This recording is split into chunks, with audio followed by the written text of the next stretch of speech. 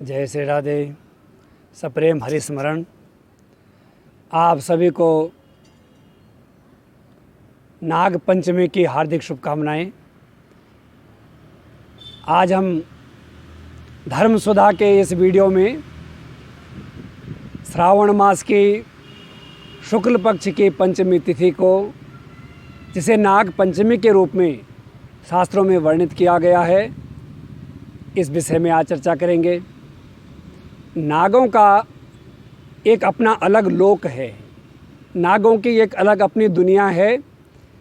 जैसे देवताओं के दुनिया को स्वर्ग लोक कहते हैं, ऐसे ही नागों का अपना लोक है जिसे नागलोक कहते हैं। और वो नागलोक पाताल लोक में है, जहाँ पर हर प्रकार के ऐश्वर्य का एक अपार समुदाय है। उस नागों की अनंत अनंत ऐश्वर्यमयी उस भोगवती उनकी राजधानी है। और उन नागों का इतना बड़ा महत्व है, जिसे आप और हम भली भांति जानते हैं। नागों का नाम लेते ही सर्पों का एक ऐसा स्वरूप हमारे सामने आता है, जिसके सामने साक्षात मृत्यु का भय हर एक प्राणी को सताता है।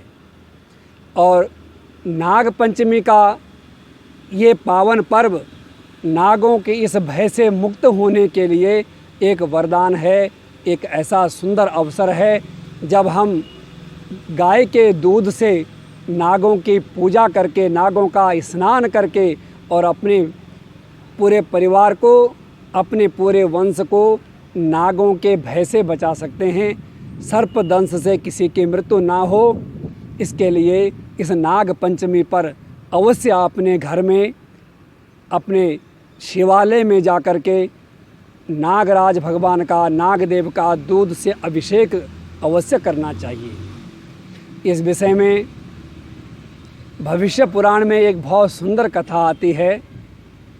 आइए थोड़ा उस कथा का आनंद लेते हैं और उस कथा से हमें इस नाग पंचमी के पर्व की पुष्टि होती है कि किस प्रकार इसका ये महत्व है।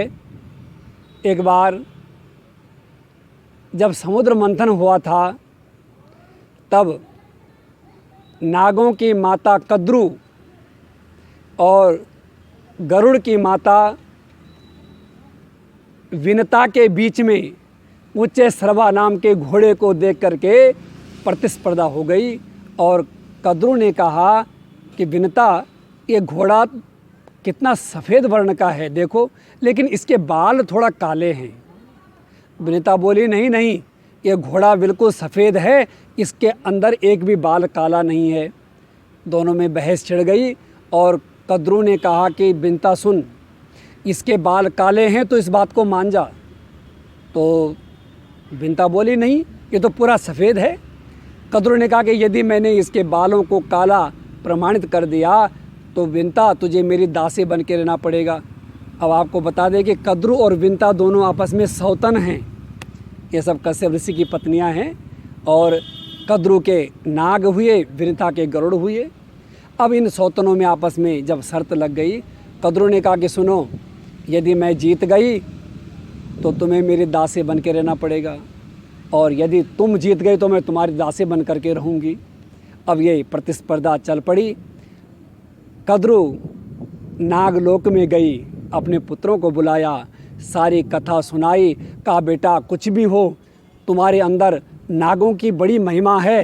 तुम इतना सूक्ष्म रूप धारण करो जितना सूक्ष्म बाल होता है, और तुम सब काले काले नाग उस उच्च श्रवा के ऊपर जो बाल हैं कंधे के ऊपर, वहाँ जा कर के इस प्रकार से बाल के रूप में बन जाओ, और मैं विनता को दिखा सकूं कि इसके बाल काले हैं और विनता को मैं अपनी दासी बना सकूं।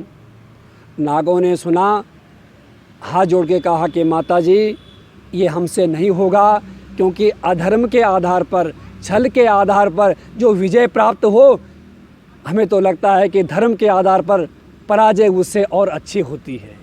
इसलिए हमें आपका ये आग्रह बिल्कुल भी स्वीकार्य नहीं है।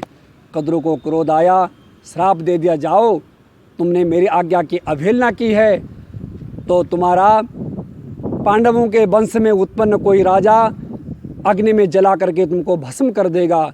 माता का श्राप लग गया। वासुकी, तक्षक, कुलिक आदि नाग भयभीत होकर के ब्रह्मा जी के पास आए, सारी व्यथा सुनाई। तो ब्रह्मा जी ने कहा कि सुनो, माता का श्राप लग गया सो लग गया, लेकिन अब तुम मेरे पास आए हो तो मैं तुम्हें एक बहुत अच्छा उपाय बताता हूँ। तुम्हारे जरत्कारु नाम की जो बहन है, इस समय एक बड़े तपस्वी ब्राह्मण हैं, उनका नाम भी जरत्कारु है, और तुम अपनी बहन का विवाह उनसे कर देना।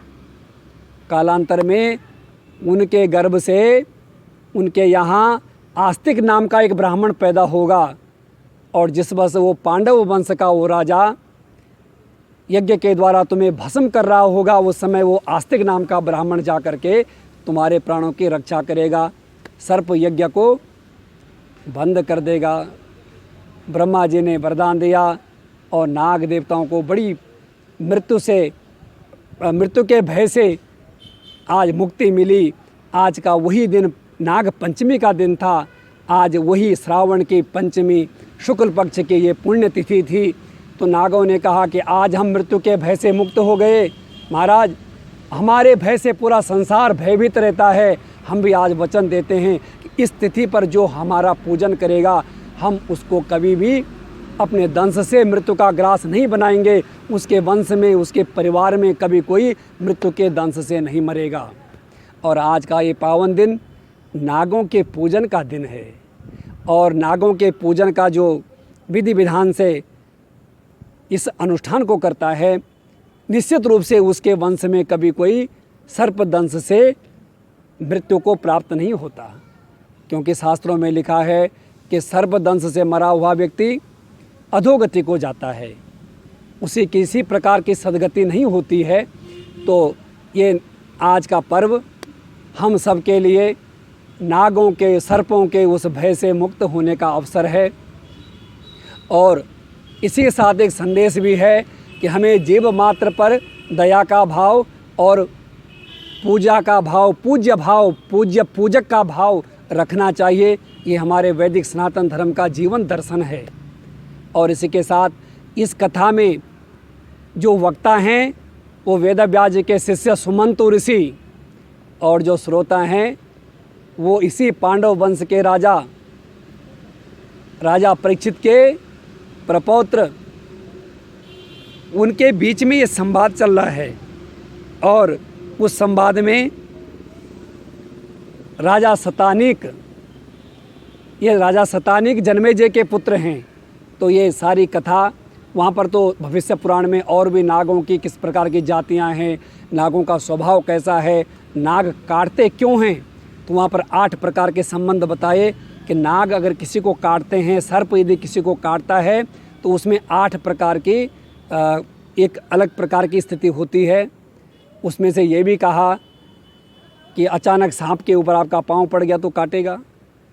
वो कभी अपने प्राणों को भय में देखता है तो आपसे पहले आप पे आक्रमण कर देता है, तब भी काटने का कारण हो सकता है। और मुख्य 2 कारण बताए। एक है काल की प्रेरणा, क्योंकि सर्प काल पे ही डसता है, और दूसरा है पूर्व जन्म का बैर। सर्प की आँखों में अपने शत्रु की एक ऐसा चित्र छप जाता है कि वो पूर्व जन्म के शत्रु को भी इस जन्म में देखते ही पहचान जाता है। और आपको एक बात बताऊं, वही भविष्य पुराण में लिखा है, नाग जो सर्प हैं इनका विष कहाँ होता है, दाहिनी आँख के समीप में होता है। दृष्टि पड़ते ही इसको क्रोध आता है, और उसका वो क्रोध मस्तिष्क में जा कर के धमनियों के द्वारा इसके दाढ़ों में आ जाता है। और इसके दाढ़ों के नाम भी बड़े विचित्र हैं, कराली, कालरात्रि, यमदूती। इस प्रकार से इसकी 4 दाढ़ों में भयंकर विष होता है, और उस विष के द्वारा उस प्राणी का प्राणांत होने की संभावना होती है। अतः इस नाग पंचमी को सभी को भक्ति भाव से पूजन करना चाहिए। पवित्र भाव से सब लोग प्रार्थना करें कि सर्वे नागाः प्रियंताम में ये केचित् पृथ्वी तले ये चा हेली मरीचस्ता येन्तरे दिव्य संस्थिता ये नदीसु महानागाः ये सरस्वती गामिनः ये च वापी तड़ागेषु तेषु सर्वेषु वे नमः। सर्वत्र नाग जहाँ जहाँ विराजमान हैं उनको हमारा प्रणाम है, और वो शांत होकर के हमारे परिवार को, हमारे कुटुंब को इस भय से मुक्त रखें। ऐसी भावना के साथ नागों का पूजन करना चाहिए। और नाग पंचमी पर आप सबको बहुत बहुत शुभकामनाएं। सप्रेम हरि स्मरण। जय श्री राधे।